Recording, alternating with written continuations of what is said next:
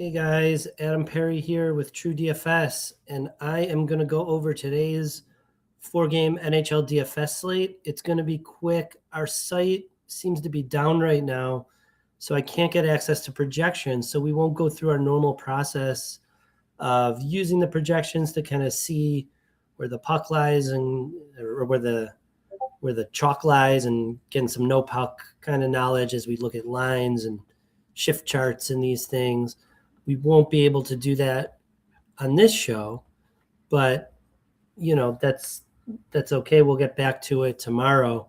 So what I'm going to do, I'm just going to build using SaberSim. Now, we've been building for the 333, but a lot of people are playing in lower stakes and have asked to look at some of the lower stake stuff. So I'm just going to build a 20 lineup set for the hip check, which is a $1.20 entry, 20 max.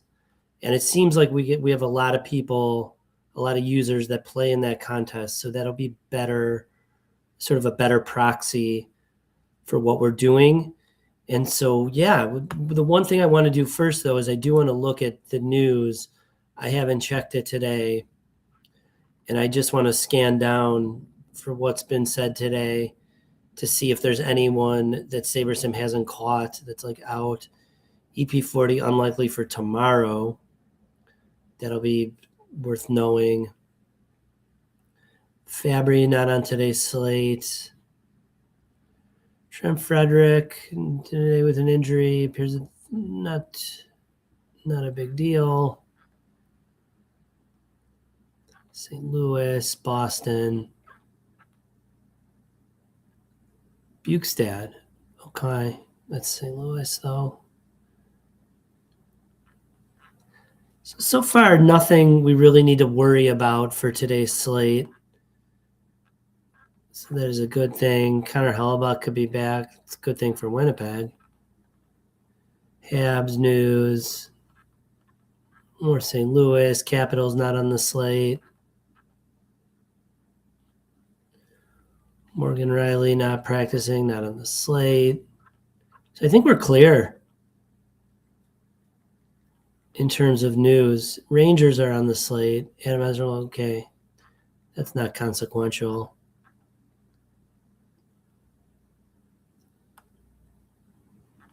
Okay. So we're good on news. You can see if anyone practiced like power play lines. Sometimes those don't get into SaberSim. Right on time. Looks like maintenance day for Shifley, Connor, Morrissey. Okay, so we're going to have to look out for that tomorrow. Not today. Leafs power play units, they're not on the slate, though. But Thrun getting in there on power play 1. Good to know, right? For tomorrow. So it looks like we'll have stuff to look for tomorrow. Tomorrow's a bigger slate. Power play, same for Chicago, so no issues. Washington power play. It's got Frank on there. Okay. So we should be good. GTD, good to go on news. So let's build using SaberSim. I'm just going to make a couple. Oh, I don't have to actually make changes because I'm going to make changes to my stacks. Now, I explain this every show. Why do you only play 4-3 and above? Because it'll just grade so much better in the post-contest sims that if I only get a pool of 5,000, it's like, yeah, I can get some 3-3-2s and 2-2-2-2s that grade okay, but I'll also get 500 to 1,000 shitty lineups. And I only get 5,000 lineups. It's like nothing. So why do I want a significant portion of my pool to be lineups that are never gonna be candidates for my set? It just, I'd rather have a pool with all as many possible candidate lineups as I can get.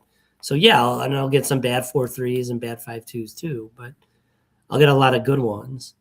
a lot more good ones than I would get the other way. So that is why I do what I do, building these. While it's going, don't forget, like and subscribe. Helps us out, keeps the channel going.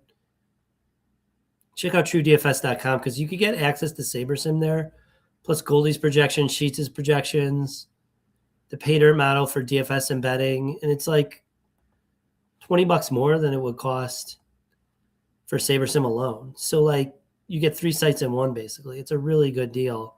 So I highly recommend it. And once the site's back up, I apologize about the functionality, but once it's back up, check it out. It's quite the deal. So let's run simulations of the hip check. Chat. And let's run a portfolio diversifier for 20 lineups. So say we're playing 20, let's take a look at what our portfolio looks like. This is a odd slate, and then nobody really stands out. I mean, everyone's kind of bunched up. Maybe only Seattle is kind of low in terms of totals. But everyone just kind of bunched up there. Out players detected. Okay. So something just changed. Look at Discord. Oh, right. Because Forsberg's going to start at goalie for Kemper, and they had Kemper in. That's fine. We could just quick swap that.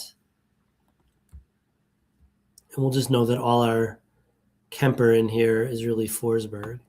So Zibanejad and Leshunov, our highest owns, or Levshinov. Let's see in terms of stacks. Rangers as the highest. You get Calgary, get Chicago in there for some leverage. Utah, Florida, just a bit of everyone, even Seattle. Do we get any like Seattle in our main stacks though? A little bit, a couple 4-man Seattles. So there you have it, really spread out. I'm not surprised on today's slate. I don't have any takes. I mean, I made that kind of a hero call yesterday. I don't like to give takes, but I made not a take, but I said Winnipeg, when they score, the scoring's pretty concentrated. So even though they weren't showing up on yesterday's slate, it's something that's hard for the projection systems to capture because they're broken down by lines, but really that line one. So, and, they did okay. Connor and Scheifele certainly did really well. If you played some of that, it wasn't as good as the hero call the other day, which was, I thought Edmonton could hang a number on Seattle, and they scored 9 goals. So my take, I was proud of myself there. But really, I don't want to do that too often. But maybe if at the end of each one of these, I could do it once. It's like everyone gives their hat trick pick for their long shot kind of thing of the day. Mine's what's my one take, as opposed to what the Sims say. So, but I don't have a strong one. The only thing I'll say here, let's look at goalie first. So Kemper comes up in a few, but we're really spread out at goalie. But so we would just switch in Kemper for Forsberg and be fine. The only goalie we don't get a lot of is Devin Cooley. I think that's fine too.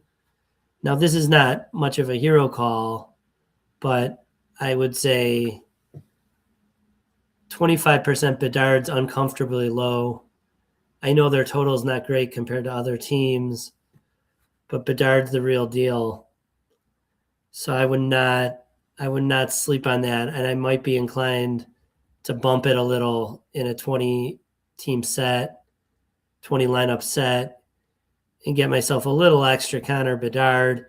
The same you may be able to say about Spencer Knight. He is pretty darn good. But there you have it. Spread out on today's slate using SaberSim. We didn't get a chance to use Goldie's projections. Normally we do that as part of this show, but we'll pass on and get back to that tomorrow. And hero kind of call of the day is just maybe think about more Bedard. But that's it. That's all I got. I wish you good luck on today's slate. Check out TrueDFS.com. Like and subscribe.